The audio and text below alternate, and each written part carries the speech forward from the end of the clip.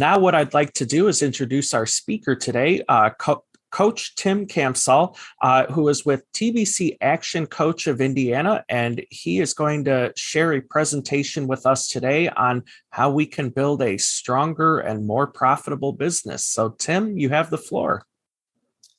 Thanks, Ryan. So, Kim, you've already seen parts of this presentation, so apologies for the repeat here. But I appreciate the opportunity to share with you all. So as Ryan said, the goal here is to teach folks how we help them to build a stronger, more profitable business that can run without them. And the way that we do that is through what we call the 6 steps to building a winning business. Just a little bit about myself, a little bit more detail. I was born and raised in Canada. The reason I share that is you're going to hear some pronunciations of words that you don't think sounds correct, but I assure you in my head that it sounds the same way that you all pronounce them. I have over 20 years of experience in the corporate world, running businesses for corporations, businesses that I'm sure you all know well, like Raid and Off and Ziploc and Saran Wrap, Pledge, Fantastic, Scrubbing Bubbles, Sargento Cheese. Red Gold Tomatoes is what brought me here locally to Indiana. And in all of those businesses, not only was I responsible for the P&L of the business, but also the coaching, training, developing, mentoring the folks that reported into me. I started working at age of 15, running a local gas station, and on the weekends when the owner was sleeping in. And then spent, as I said, the last 28 years working in the corporate world. Those businesses that I mentioned ranged anywhere from $1.5 million in revenue up to 500 million. And they're all family-owned businesses. And so I definitely have an appreciation of what it means to work in a family company and to work in companies that are multiple different sizes, multiple layers, multiple generations. So from companies that have 2nd generation run up to 5th generation run. And I've had people that I've coached go on to be vice presidents, presidents, and even a CEO, both both here in the US as well as Canada. Here's my family. Oops, that's weird. Here's my family. Sorry. On the left side is my eldest stepson, Tony. He's 26 and lives in Milwaukee. Enrique, 21, lives here in India. And my youngest stepson, Adrian, also lives here. He's 14 and lives with us here. So a little bit about our company. Action Coach is a franchise. It's the world's #1 business coaching firm.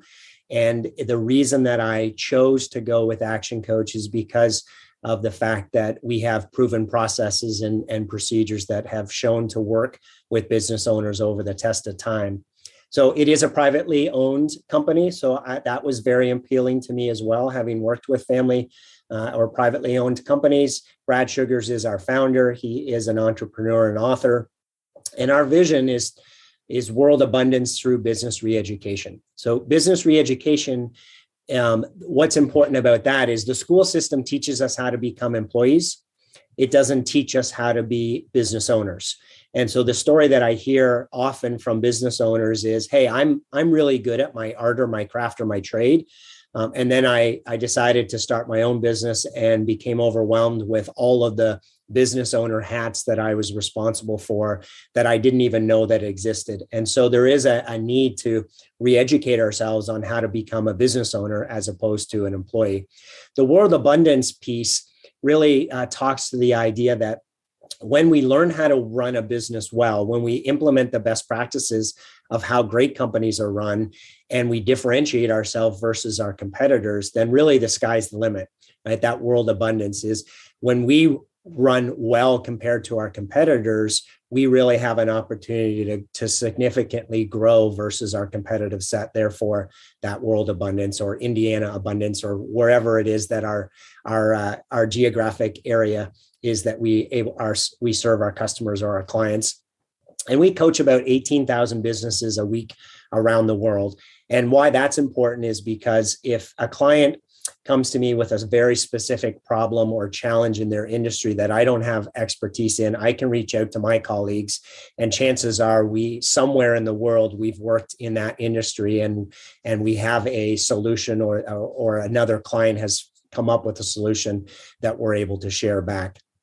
I mentioned that we're the number one coaching firm. So this is just a number of accolades that our franchise has acquired around the world.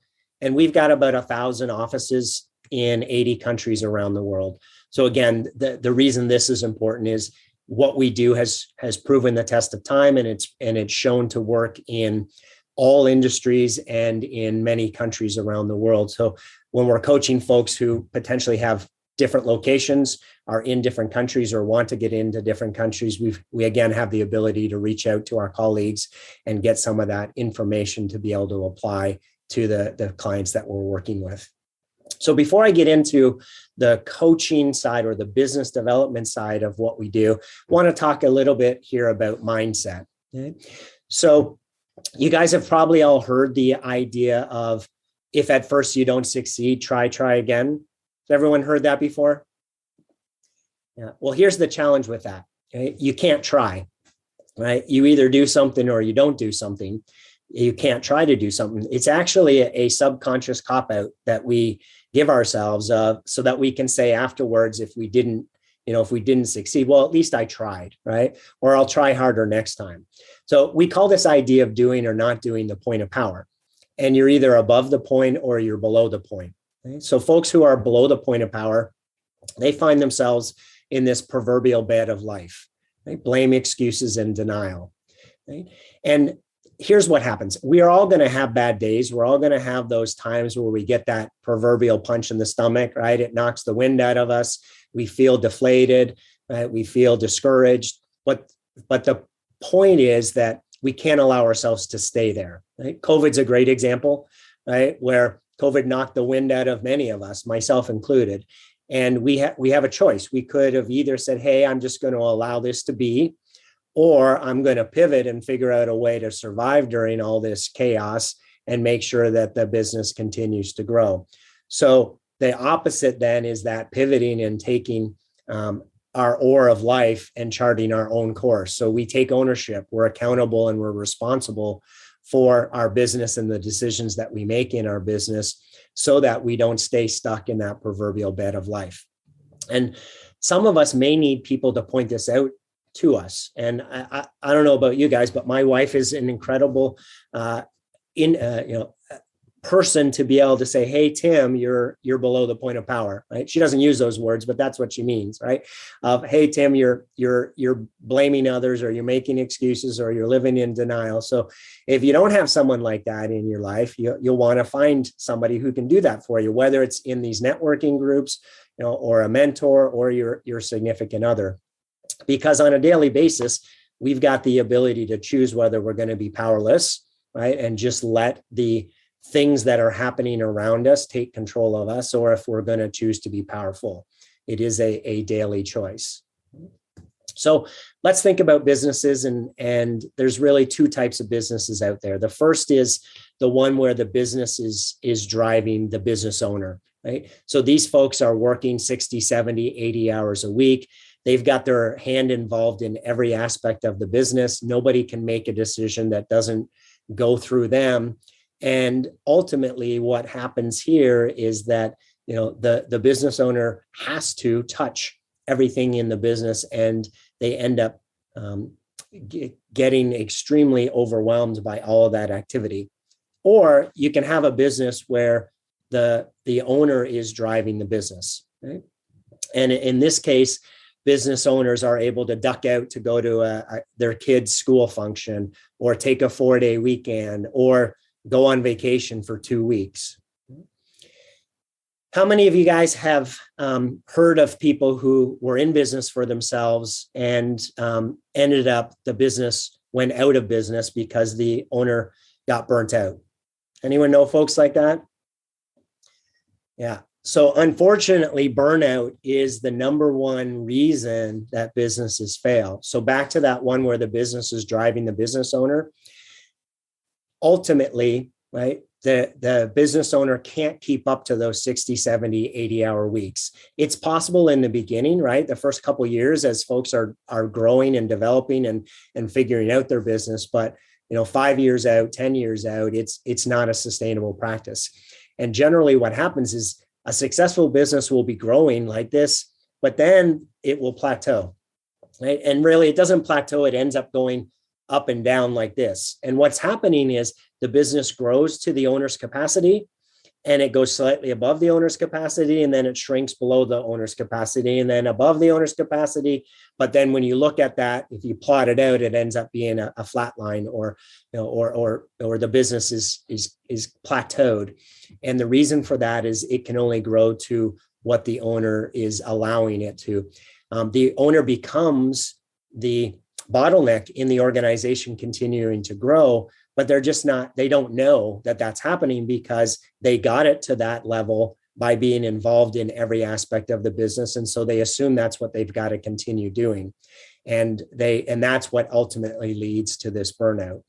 So we define a successful business differently than most small business owners think about a business. So to us, it's a commercial profitable enterprise that works without the business owner. Okay?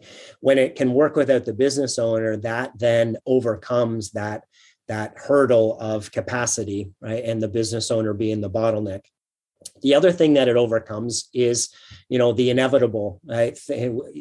I heard we were talking about life insurance earlier, right? So my dad was a mechanic growing up. He got hurt and was unable to continue working. He had surgery, and the surgery didn't fix the problem well enough for him to keep working.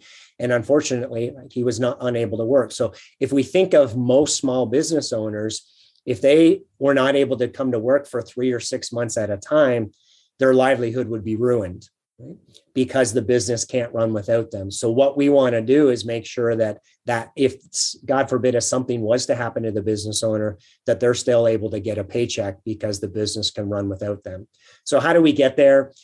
We call it the 6 steps to a better business, or 6 steps to massive results. At the foundation level, it's called mastery. So just like, building a high rise, you've got to make sure that the foundation is solid, the footings are deep enough and secure, so that when you scale the building, it doesn't topple over. Same idea with the business. We've got to make sure that the business has a solid footing, and we call this mastery. And this eliminates the day-to-day chaos in the business. Then niche is all about marketing and sales activities to create a predictable cash flow, to be able to grow the business, right? To be able to hire people, to be able to have a great positive cash flow and be able to invest back into the business. Step 3 is leverage. This is all about systems to make the business run more efficiently and effectively, right? So that we take generally speaking, about 80% of what we do in our day-to-day business is routine work. And so the focus here is to systematize the routine, so that we then free up the organization to focus on business growth, as well as humanizing that 20% that's left over, right? Do a really good job of interacting with our customers and our prospects where it most matters, and systematize the other areas of the business. Systematizing can be things as simple as, how do we answer the phone, right? If there's a best way to answer the phone, then let's write it out into a script and make sure that everybody who's answering the phone uses that script or answers the phone in the same way. It can also be electronic systems like QuickBooks, or a calendar appointment booking app, or even an Excel spreadsheet can be a system that helps the business run more efficiently and effectively. Then step 4 is team. The focus here is, let's make sure we've got the right people on the bus. Right? They're sitting in the right seat on the bus, and we've set them up for success. So things like recruiting, in our recruiting efforts, let's make sure that we're talking about the business and the goals of the business, and make sure that we've identified what our culture is and what it looks like to work at our company, so that we're attracting people that align with our vision and align with our culture. Then through the interview process, let's make sure we've got steps in place where we're weeding out the bad apples, right? And making sure that the people that we're going to offer the job to are the ones who are going to not only fit our culture, but also have the skills and experiences that we need. And then when we bring them on board, let's make sure we've got a 90-day onboarding plan to set them up for success in terms of training them properly, right? And giving them the tools that they need to be successful. And then ongoing, let's make sure that we're meeting with our direct reports on a weekly basis to review their key performance indicators and hold them accountable to the things that we expect from them, but also, give them coaching and feedback to help ensure that they're getting the support that they need from us so that they can be successful. When we have those first 4 steps in place, we then get to the point where we've got synergy within our business, right? The whole idea of 1 + 1 = more than 2. Right? We've built a well-oiled machine that can run without us, the business owner, which now frees us up to be able to focus on other things. Okay? There's two main things that as business owners we should be focusing on. First is the strategic direction of the organization and taking care of the team.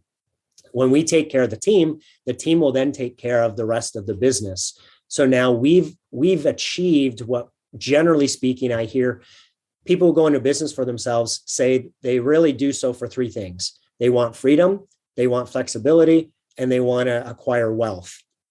Right? So when we have a business that can run without us, we achieve that freedom and flexibility. And now we can take the passive income of this business and use it to invest in other wealth creation. So whether that's the stock market or real estate or starting another business or buying a business, or maybe it's even selling this business. So when we have a business that can run without us, the sales price of that business is significantly higher than if the only reason the business works is because we show up every day and do the do.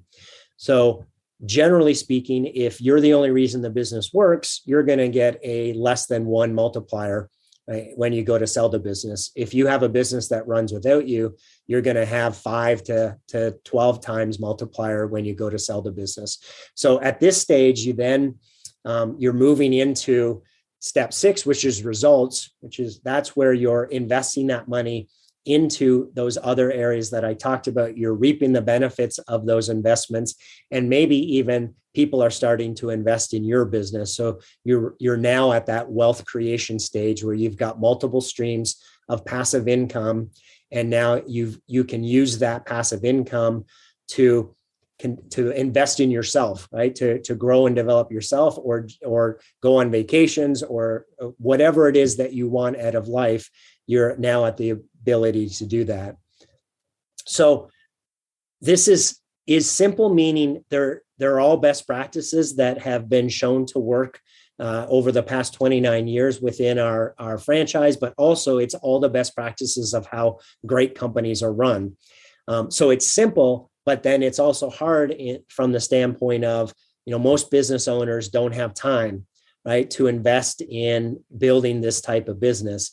And so we become their strategic partner, right, their business coach, in helping them identify, of all of these areas, which ones are they doing well in versus which ones are huge opportunity areas for them. And then we break that down into a 30, 60, 90-day plan of let's focus on 2 or 3 areas a quarter and get those implemented into the business. And then each quarter we review that and determine together, right, where is the business and where should we be focusing as a business. Within each of these areas, these 6 steps, there are multiple subset areas that the business will rate themselves on and determine where are they going to get the biggest bang for the buck this quarter. And so the whole idea of coaching is build the plan, work the plan, get coaching and training and advice and help along the way.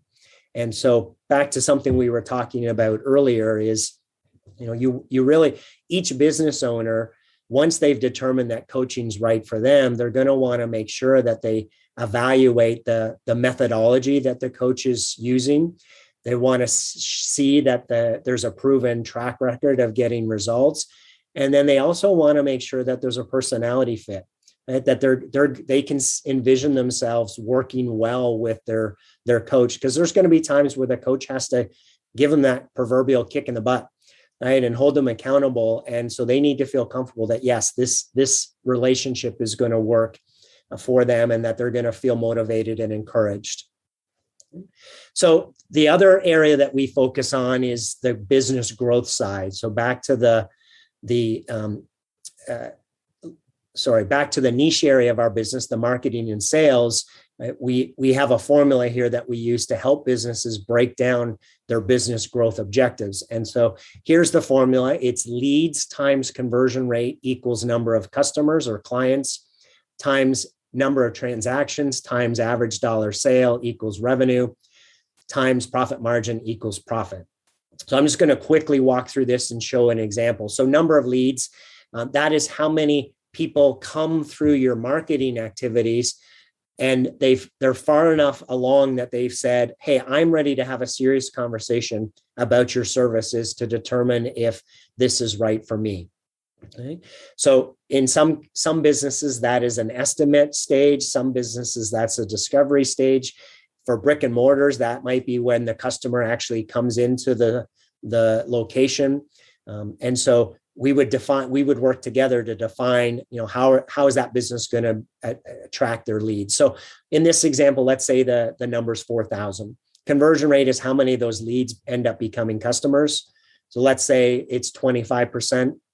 So 4,000 times 25 is 1,000 customers. Right? Number of transactions is how many times on average those 1,000 customers buy from you. So some customers may only buy once a year. Some customers may buy 6, 7, 8, 9 times a year. But on average, how often do they buy? So in this example, let's say it's 2. Average dollar sale is how much they spend each time they buy. So again, some customers might spend $10, some customers might spend $1,000, but on average, how much do they spend? So in this example, let's say it's 100. So 1,000 times 2 times 100 gets us to 200,000 in revenue. And then profit margin, this is net profit. So what percentage of that 200,000 is left over at the end of the day? Okay, so 200,000 times, let's say that example is 25%. So 200,000 times 25% equals 50,000. So Marcus from the show The Profit said, if you don't know your numbers, you don't know your business. So this is a great formula to use to understand the numbers of your business and therefore the health of your business, and to set objectives for your growth for next year. So you'd want to determine where you are today. And then in each of those 5 areas, the areas in blue that I just talked through, set yourself objectives for each of those in terms of do you want to grow your business over the next 12 months. So our clients on average, just by tracking their business this way, see an average increase of 10%. On top of that, we've got 350 strategies in each of these areas to help them to grow each of those 5 areas. So I'm just going to show an example here of what a 10% pricing or a 10% increase in each of those 5 areas would look like. And I'll give you an example of each of these as an illustration of what you could be doing to improve there. So number of leads. One of the easiest ways to increase your leads is to reach out to your existing customers or your existing clients and ask them to introduce you to somebody like them, somebody who would also benefit from your services. They're already happy with your services, so they're going to be more than happy to refer you. But generally speaking, they're not going to think to refer you on their own. So they're going to need that very specific prod from you to request that. So let's say we get that 10% increase in leads. So we go from 4,000 to 4,400. Conversion rate, 25% is our current. So to improve that by 10%, similarly, we're going to reach out to our happy customers or our happy clients and ask them for testimonials. Okay? And then during the selling process, we're going to share those testimonials with our prospects. And now we've got that proof, right? The proof of, oh yeah, there's other people like me who have seen the results that I want by working with you, and therefore they're more likely to say yes during that sales process. So a 10% increase here would go from 25% to 27.5. So notice it's a 10% increase, not a 10-point increase. Okay, so 4,400 times 27.5 gets us to our new customer count of 1,210. Number of transactions. So that's how many times do these people buy from us in a given year.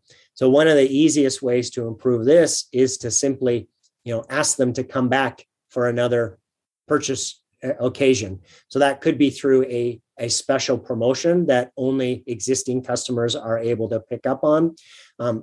Hair salon business is a great example here where, if most people are like me, where they don't necessarily go back and get their hair cut exactly when they're supposed to.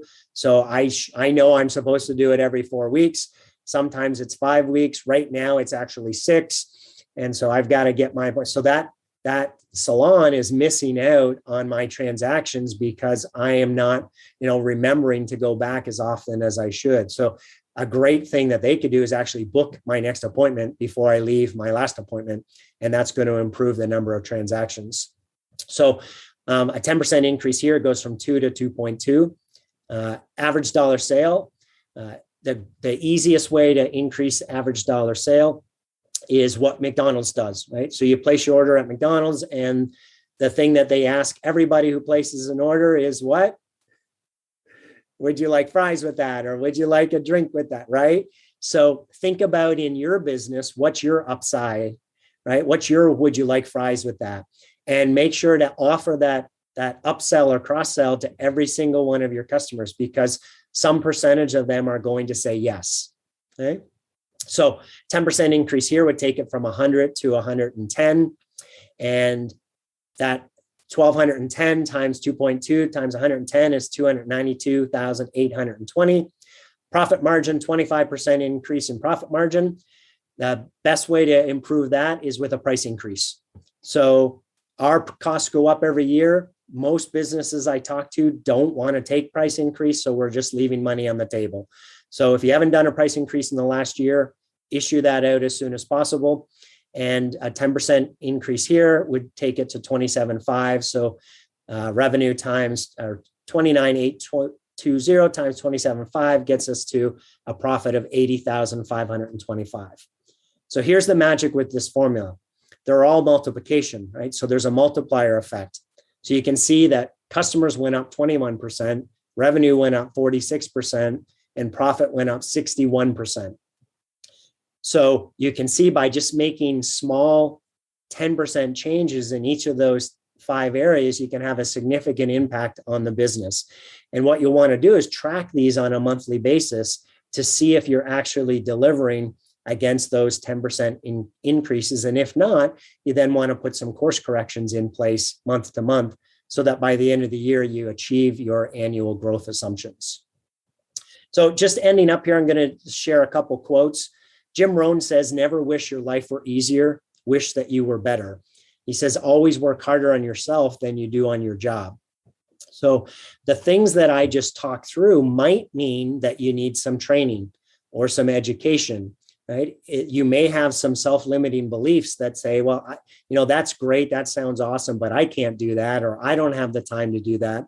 And so what Jim's saying here is find the time, right, to figure out how to do those things, right? Take the time to implement that 5 ways tracker in your business and focus on becoming a better version of yourself so that you can do the things that are required to build a better business, to build that business that can run without you. And then Tiger Woods says that no matter how tough you think you are, you can't do this on your own. And he's referring to the value of his coach and his support team. Right? And so if you think of sports in general, right, all exceptional athletes have at least one and almost always multiple coaches that they use to help ensure that they're at the top of their game. And so that's similar aspect here is, most business owners have a CPA, or at least they know they should have a CPA, right? Most successful people have financial planners or know that they should have financial planners. Not many businesses, small businesses, know that coaching even exists. And so the benefit to that business owner of having, those 3 folks in their corner, helping them to grow and develop their business and their wealth, will pay significant dividends to them in the end. So coaching is generally something that folks don't really understand and don't necessarily know how is that going to help me, or they may have had a bad experience with a coach in the past. So to help overcome that, I offer complimentary coaching sessions. This is a 2-hour deep dive into the business to show how what I just talked you through applies specifically to your business. And in that, we'll do a deep dive. We'll do that 6 steps and evaluate where are you in each of those 6 steps. We'll also build a 5 ways of where your business is today. And if we were to implement those strategies over the next 12 months, what would be the impact of the business in 12 months? So if anyone's interested in taking advantage of that complimentary coaching session, reach out to me and be happy to set that up. We also do monthly seminars, which I don't have a slide on here, but they're educational seminars that gives a lot more detail of what I went through today. It's also a great opportunity to network with other business owners. So I've actually have 22 people registered for tomorrow evening. And so if business owners are your target audience, it's a great way to come and meet folks who have said, hey, I want to take my business to the next level. I want to grow my business. And so folks who want those types of people as your clients, you are welcome to attend and check out that seminar. Any questions?